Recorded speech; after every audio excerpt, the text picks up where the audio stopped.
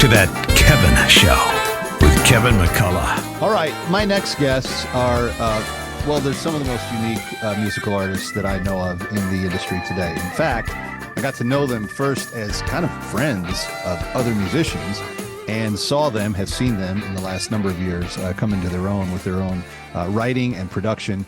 He happens to be a pretty phenomenal bourbon connoisseur on the side as well. Ladies and gentlemen, please welcome Zach and Maggie White.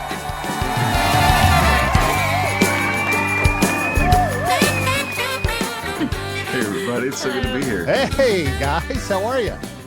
Wonderful. Good. Just got off the road. It's good to be home. Well, yeah, and so you live kind of a weird kind of double life. You play in someone else's group, and then you guys are touring and writing your own stuff at the same time. You were with us a couple of Christmases ago to talk about some of your holiday stuff, but Elephant in the Room is the new record.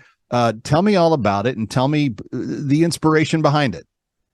Yeah, it was kind of delving into the more, I guess, comical / meaningful songs. And we did an EP in 2019, and it seemed like the best response was the stuff that we also liked playing the most, which was the funnier songs. And so we did more of that. Right. We like to say we write character songs. A lot of the songs have these really vivid characters that sing from their perspective, one of them being the elephant in the room, which is what that song's about. But of course, as Maggie likes to say, the album is salty sweet. It starts real fun and playful, and then by the back half of the album tends to be really meaningful songs, still mostly in character, but touches on more of the softer parts of life. But it's a nice broad spectrum and a good introductory record. Now I'm going to have you're going to put this on the screen. Look at these fancy outfits they've got on the on the videos thus far. What is with the pink, and why this particular, shall we call it, fashion sense? Well, in the song, the elephant. And by the way, let me just say, Maggie, you look phenomenal. Zach, I have no idea what's going on with you, but Maggie looks great. That's it. Well, you adjust the camera for her. She's the billboard that is the band. Well, it's like my bride always says, when you take the family picture at Christmas or at Easter, you know, it's the mom that needs to look good. Everybody else can be however they're dressed, but mom needs to look good. We get teased all the time. As you mentioned, we leave this double life. We play with our friends Keith and Kristen Getty and their band, another husband and wife duo. And Keith always teases me. He said, Zach, she's front in focus, you're in the back out of focus. That's how you sell a record.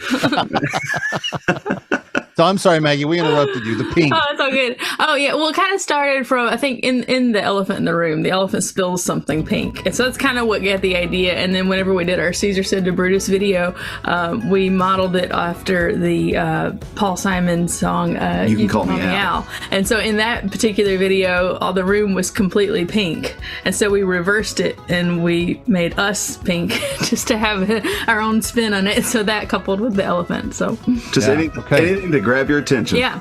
So where do these characters come from? Because those two songs, and they're the ones we're going to hear tonight, they've got a lot of fun and chuckle to them. I mean, you don't find people writing a lot of like funny songs anymore. Coming from everything's too angry and serious and like in your face all the time. Right. I mean, we are blessed beyond belief in our life, so we have a freedom to think about funny things. So we hopefully create these worlds. It's very insightful into how we communicate throughout the day. We love to see something and personify it, whether that be a squirrel in the yard or a paper bag blowing in the wind. So it's just kind of the way we like to go through life, is seeing things as a cartoon, as a character.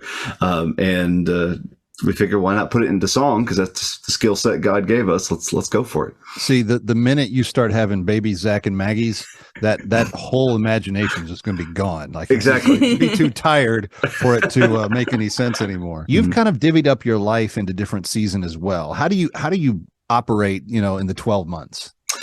It's very seasonal, mostly because music tends to be that way. The beginning half of the year, we do a lot of writing, and we'll play random shows here and there, but they tend to be more in Nashville. Once spring and the weather starts warming up, then we go out, like you said, with Getty's. A lot of our music tends to have an Irish bluegrass basis, or at least origin. So odd that you would fit with the Gettys then. Exactly. But that means St. Patrick's Day and the month of March is when everything starts getting busy. Summer starts festival seasons, or we might go overseas with Gettys like we will this year. And then fall is prime bluegrass. There's something about leaves dying that makes people want to hear a banjo. Light up a fire and pull it out, baby. That's the exactly. And pour the bourbon. That's right. Delightful. It's a wonder. It's our favorite season. Yeah, that's the other part. Well, I'm kind of partial to what you do around Christmas time when you come with the big group at Carnegie, and I've taken people the last several years, and all of them have been very, very impressed. You both sing on the record, but for some reason in these two videos, only Maggie moves her lips. Now, I don't know. Again, maybe that was just Keith's advice. Put her on the camera, because you're literally like cleaning out the back closet at one point with the broom and stuff. It's mimicking that "You Can Call Me Al" video, the famous one with Paul Simon and Chevy Chase, where Chevy sings Paul Simon's "You Can Call Me Al." So we figure we'll keep that shtick and do that whole thing, but because the song obviously has that inspiration musically, we thought, well, let's just make the video. People are thinking about the song already. Lean into it. But she sells it. She, she did it so well. She made me think maybe she should have sang the song. Actually, Do you both keep journals sitting by the bedside and like scribble down lyrics like Taylor Swift in the middle of the night? I scribble down lyrics. Yeah, it's all on my phone. For sure. But all on my phone.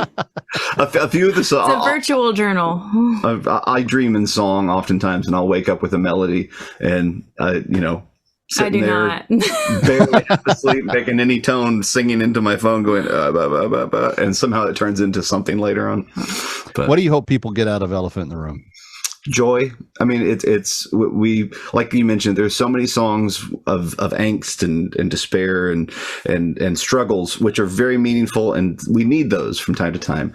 But I find it much harder to find songs of some form of depth or some form of interesting story, but also joyful. Usually if it's a joyful song, it's really shallow. So we tried to find the balance between those two, of something with a little more meaning and something with pure and utter joy for life. Speaking of pure and utter joy, going to take a break, come back to the New Music Spotlight, where you will see Elephant in the Room. And I promise you, it's unlike anything we featured on That Kevin Show. Zach and Maggie from Nashville, thank you for being with us tonight. Thanks for having us. Thanks for having us. Coming right back with The Elephant. Don't go away. Ready or not, he'll be right back. That Kevin.